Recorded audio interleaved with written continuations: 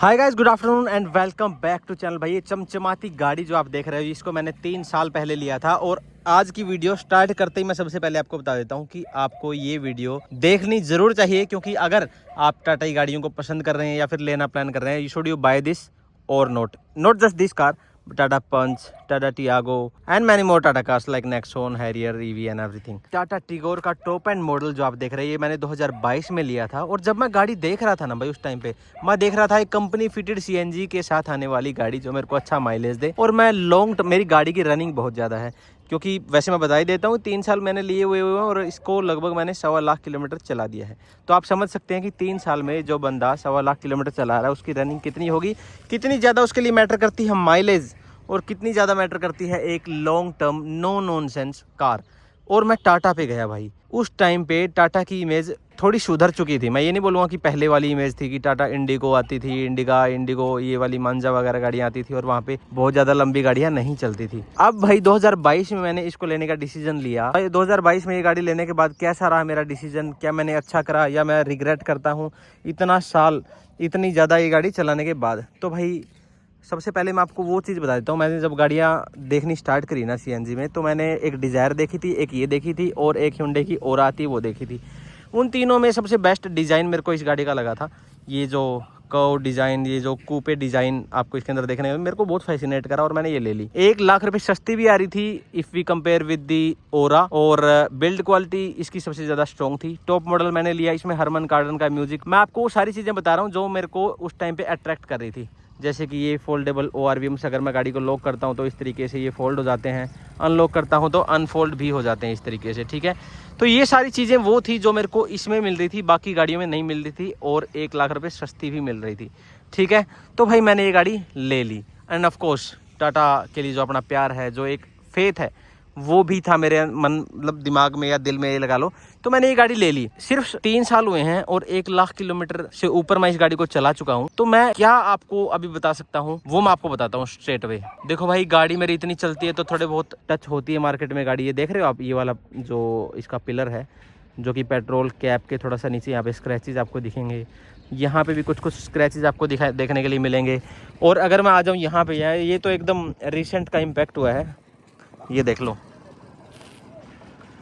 अब अगर यही होती मारुति की और hyundai की गाड़ी तो थोड़ा सा ज़्यादा नुकसान भी हो सकता था। बिल्ड क्वालिटी के मामले में तो no doubt this car is ahead of either of those cars like Maruti Dzire और hyundai एक्सेंट। लेकिन कुछ चीज़ें ऐसी है जो मेरे को थोड़ी थोड़ी खलने लग गई है।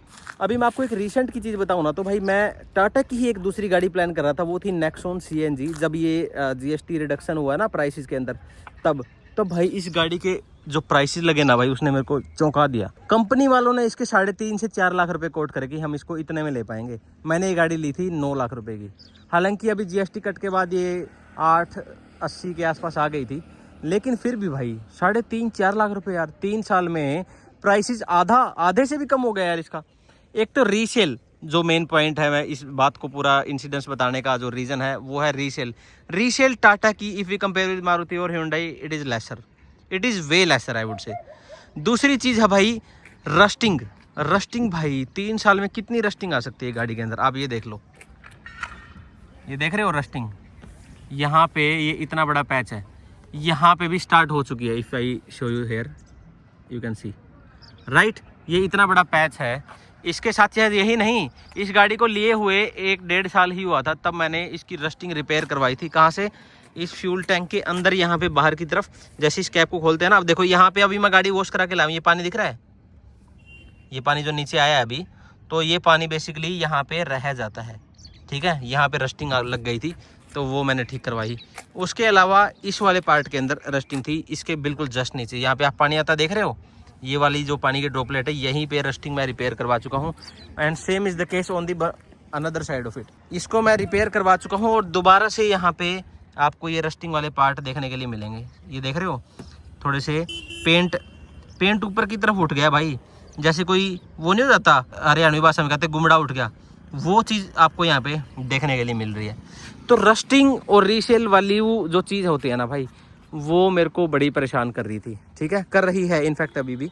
क्योंकि भाई अब 3 साल बेशक से टेन्योर थोड़ा सा कम होता है, लेकिन मैं जितना गाड़ी को चला चुका हूँ उसमें इंजन को आधे से ज़्यादा तो मैं यूज़ कर ही चुका हूँ। वैसे तो समझदार लोग ये भी बोल देंगे कि भाई इंजन की लाइफ तो अनलिमिटेड होती है, लेकिन ऐसा नहीं होता भाई। मैं इस गाड़ी को इतना संभाल के रखता हूँ, इसकी सर्विसेज 15,000 किलोमीटर पे रिकमेंड करती है कंपनी। मैं 13-14 हज़ार पे करवाने वाला आदमी हूँ, उसमें भी 7, 7.5, 8 हज़ार किलोमीटर जब गाड़ी चल जाती है तो मैं एयर फिल्टर, कैबिन फिल्टर, ये सब चीज़ें साफ करवा लेता हूँ, क्योंकि मेरे मैकेनिक्स और ये इलेक्ट्रॉनिक्स वाले जो बंदे होते हैं मार्केट में वो मेरे दोस्त हैं। आपको पता है, कुंडू उस्ताद हो गया, बच्ची डेंटर हो गया, अपने सारे यार हैं। उसके बाद भी भाई मैं एक चीज़ और महसूस कर पा रहा हूँ जो कि रिलायबिलिटी से कनेक्ट करती है, दैट इज भाई इस गाड़ी को मैं सुबह सुबह स्टार्ट करता हूँ ना, अब क्योंकि सर्दियाँ हो गई है, जैसे कि आपको पता है दिसंबर जनवरी का जो टाइम होता है वो थोड़ा सा सर्दियों, थोड़ा सा क्या पूरी अच्छी सी सर्दियाँ आ जाती है हमारे नॉर्थ इंडिया में, जहाँ पे हम हरियाणा पंजाब से बिलोंग करते हैं। तो भाई सुबह सुबह जब गाड़ी को स्टार्ट करता हूँ इन सर्दियों में, एक बार में स्टार्ट ही नहीं होती। पहली शेल्फ थोड़ी सी लंबी लेती है, फिर क्लच दबाए रखते हो ना, एक बार प्रेस करने के बाद चाहे बटन आप छोड़ देते हो, अगर क्लच आपकी प्रेस्ड है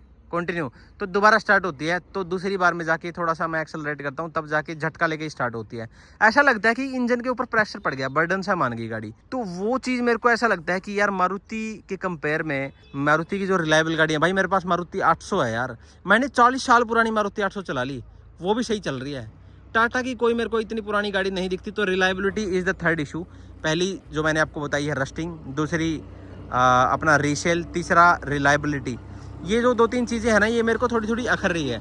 हालांकि मेरे को ये भी पता है कि अगर मैं आज की डेट में 2025 के एंड में इसको गाड़ी को बेचने जाऊंगा तब भी ये इतने की ही बिकेगी, और 2 साल बाद भी बेचने जाऊंगा तब भी इतने की ही बिकनी है। मतलब कोई ठीक है थोड़ा बहुत फर्क पड़ेगा, लेकिन बहुत ही मिनिमलिस्टिक सा फर्क पड़ेगा, इसमें कोई ज़्यादा डिफरेंस नहीं आने वाला। तो ये चीज़ मैं थोड़ा सोच रहा था, और मैं सोचा कि यार चलो कोई नहीं, चला ही लेते हैं इसको। अभी मैंने रिसेंटली इसकी अंडर बॉडी कोटिंग भी करवाई ताकि रस्टिंग से थोड़ी सी गाड़ी को और मैं बचा पाऊँ।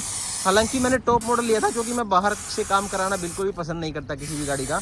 मैंने टॉप मॉडल लिया जिसमें मेरे को सारे फीचर मिल जाते हैं। वो टच स्क्रीन हो गई, 8 इसमें हरमन कार्डन के स्पीकर्स हैं, ये आप पुश बटन स्टार्ट स्टॉप देख पा रहे हैं, keyless entry, auto folding ORVM, ठीक है, एंड्रॉयड ऑटो, एप्पल कारप्ले, इसके साथ में टच स्क्रीन इंफोटेनमेंट सिस्टम वो तो है ही है।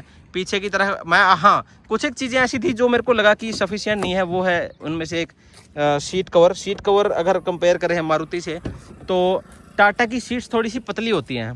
तो मैंने इसमें अल्ट्रा कंफर्टेबल वाले जो लग्जरी सीट कवर्स आते हैं वो वाले डलवाए, जो कि मेरे को लॉन्ग जर्नीज़ के अंदर बहुत कंफर्ट देते हैं। पहले मेरे को, क्योंकि मेरी ड्राइविंग बहुत ज़्यादा, तो टेल बोन में पेन महसूस होने लग गया था। वो तो मेरे पास जब रिड्स होती थी तब भी हो गया था, क्योंकि वो तो ड्राइविंग पे डिपेंड करता है। लेकिन सीट्स जो एक बहुत मेजर रोल प्ले करती है, इसकी सीटें बहुत पतली थी तो मैंने ये वाली सीटें इसमें डलवा ली।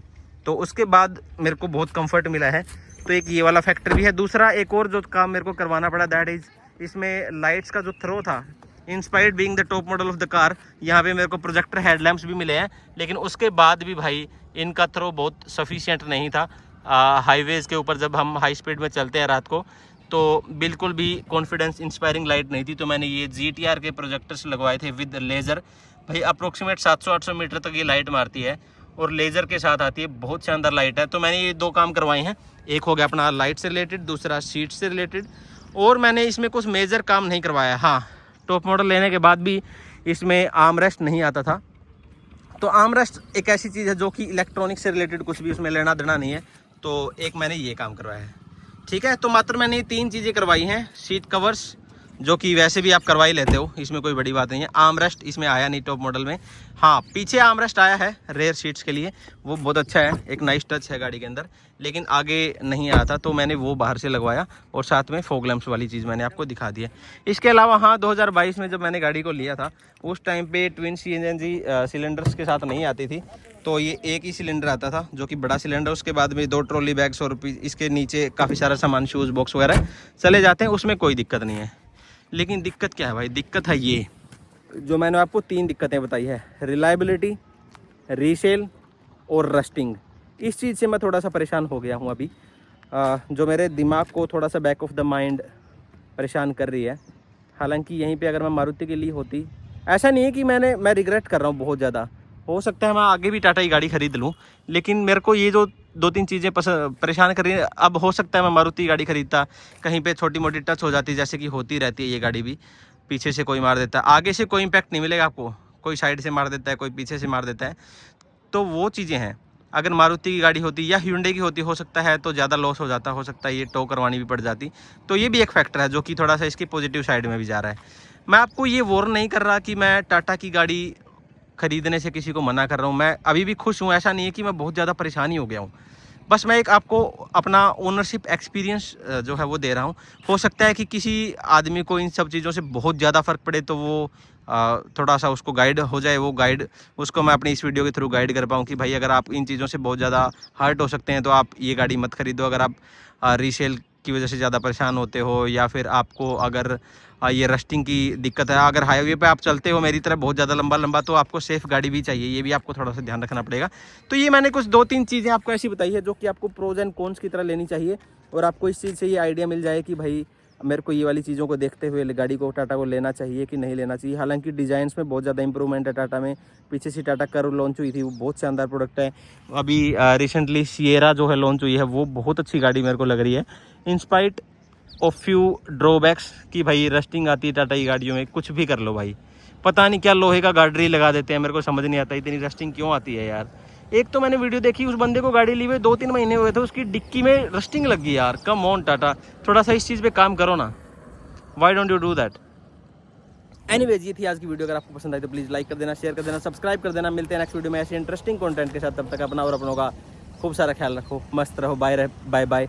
हाँ, कुछ एक चीज़ें आप मेरे को सजेस्ट कर सकते हो अगर कुछ चीज़ें छूट गई हैं, और कुछ चीज़ें जो मेरे को और ध्यान रखना चाहिए वीडियो बनाते टाइम, वो चीज़ें आप मेरे को शेयर कर सकते हैं। चलो, टेक केयर, बाय।